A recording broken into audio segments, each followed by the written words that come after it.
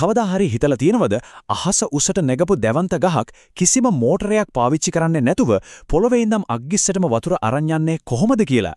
මේක ඇත්තටම ස්වභාව ධර්මයේ තියෙන හරිම පුදුම සහගත ඉංජිනේරු නිර්මාණයක්. බලගැන්වෙන්නෙත් හිරුවෙලියෙන් විතරයි. ඉතින් අද අපි මේ විග්‍රහයෙන් හෙළිදරව් කරගන්න යන්නේ ශාක ලෝකයේ ඒ මහා රහස ගැනයි. ප්‍රශ්නය අහනකොට නම් හරිම සරලයි වගේ. ඒත් උත්තරේ ඊට වඩා ගොඩක් ගැඹුරුයි. හිතන්නකෝ.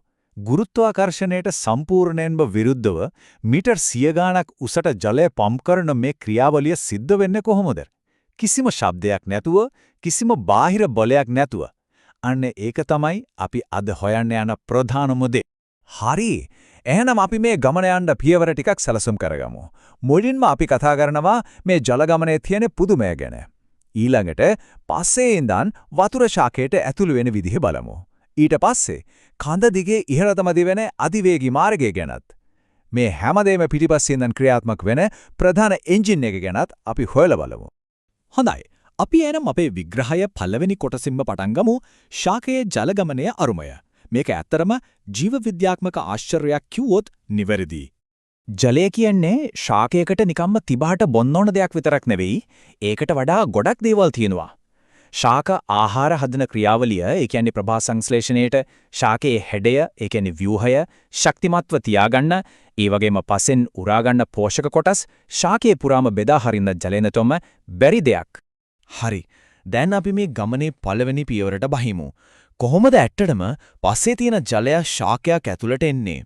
මෙන්න මේ රූපයෙන් පේනවා වගේ මුළු ගමනම පටන් ගන්නේ මුල්වල තියෙන මේ කෙස්ගස් වගේ තියෙන පුංචි මූලකේශ වලින්. මේවා හරියට පොළව යට පැතිරිලා තියෙන දැවන්ත දැලක් වගේ. මේ මූලකේශ මිලියන ගණනක් නිසා ජලය උරා ගන්න පුළුවන් තරම් විශාල පෘෂ්ඨයක් ශාකයට ලැබෙනවා. ඉතින් වතුර ඇතුළට එන්න මේ තල්ලුව දෙන්නේ මොකද්ද? අන්න ඒකට හේතුව තමයි ජල විභවය කියන සංකල්පය. හරිම සරලව කිව්වොත් ජලය හැමතිස්සෙම ගමන් කරන්නේ ජල විභවය වැඩි තැනක ඉඳන් අඩු තැනකට. පස්සේ තියෙන ජල විභවය මූලකේශ ඇතුලේ තියෙන ජල විභවයට වඩා නිතරම වැඩි. අන්නේ ජල විභවයේ වෙනස නිසා සිද්ධ වෙන ක්‍රියාවලියට තමයි අපි ආශ්‍රිතය කියලා කියන්නේ. මූලකේශවල සෛලපටලය හරහා ජලය වැඩි ජල විභවයක් තියෙන පසේ ඉඳලා අඩු ජල විභවයක් තියෙන මූල සෛල ඇතුළට ඇදිලා යනවා. හරියට ස්පොන්ජ් කෑල්ලක් වතුර උරා ගන්නවා වගේ වැඩක් තමයි මෙතන වෙන්නේ. හරි. මූලයට ඇතුල් වුණාට පස්සේ ජලයට ශාකයේ ප්‍රධාන නල පද්ධතියට යන්න පාරවල් දෙකක් තියෙනවා. එකක් තමයි සෛල බිත්ති අතරින්, ඒ කියන්නේ සෛල ඇතුළට යන්නේ නැතුව යන්න ඇපොප්ලාස්ට් මාර්ගය.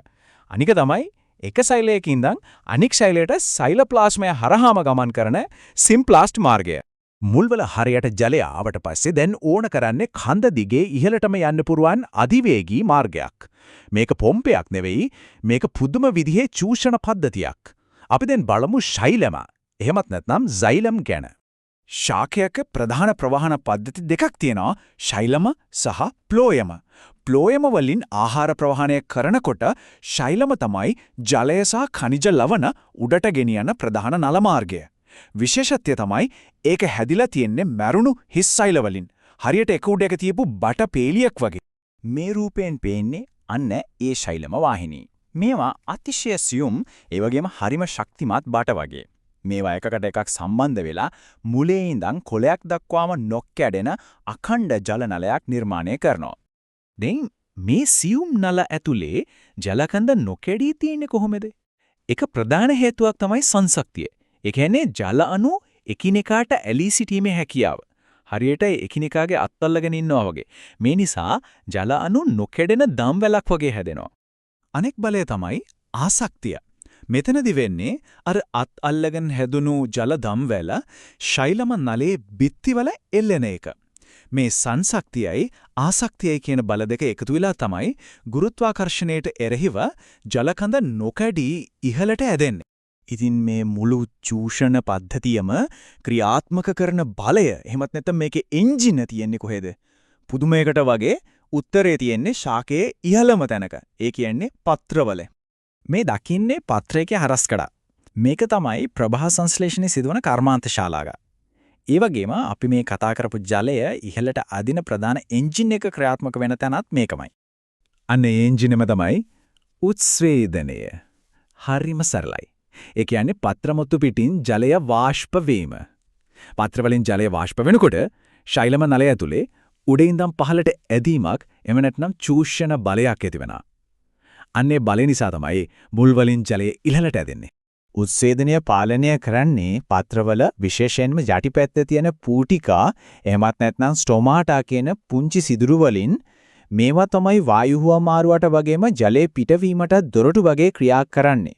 මේ පූටිකා ඇරෙන වැහෙන එකත් හරිම අපූර්ව ක්‍රියාවලියක්. හිරුවෙලිය වැටුනාම ආරක්ෂක සෛල ඇතුළට පොටෑසියම් අයන ඇතුල් වෙනවා. එතකොට ආශ්‍රිතය නිසා ජලයත් ඒ සෛල වලට ඇතුල් වෙලා ඒවා ඉදිමෙනවා. මේ ඉදිමීම නිසා තමයි ආරක්ෂක සෛල දෙක මැදින් සිදුර විවෘත වෙන්නේ. මේකෙන් ශාකයට පුළුවන් Tamanට අවශ්‍ය වෙලාවට ජලය පිටවීම පාලනය කරන්න. හරි. දැන් අපි මේ පුදුම සහගත ගමන සාරාංශ කරලා මේක පෘථුවියේ ජීවිතයට කොයිතරම් වැදගත්ද කියන එක තේරුම් ගමු. ඉතින් තීරණාත්මකම කාරණේ තමයි මේක. මුල්වල ඉඳන් අග දක්වා ජලය ගමන් කරන මේ සම්පූර්ණ පද්ධතියම බලගෙන් වෙන්නේ හිරු එළියෙන්.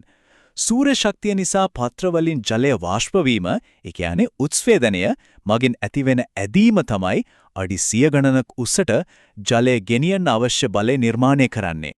මේ ක්‍රියාවලිය මෙච්චර කාර්යක්ෂම නම් නියඟයක් ආවම ඒ කියන්නේ පසේ තියෙන වතුර ප්‍රමාණය නැති වුනාම ශාකයකට මොකද වෙන්නේ? මේ ජල ප්‍රවාහන පද්ධතිය බිඳ වැටෙන්නේ කොහොමද? ඒ ගැන හිතන්න මේක ඇත්තටම හොඳ ප්‍රශ්නයක්.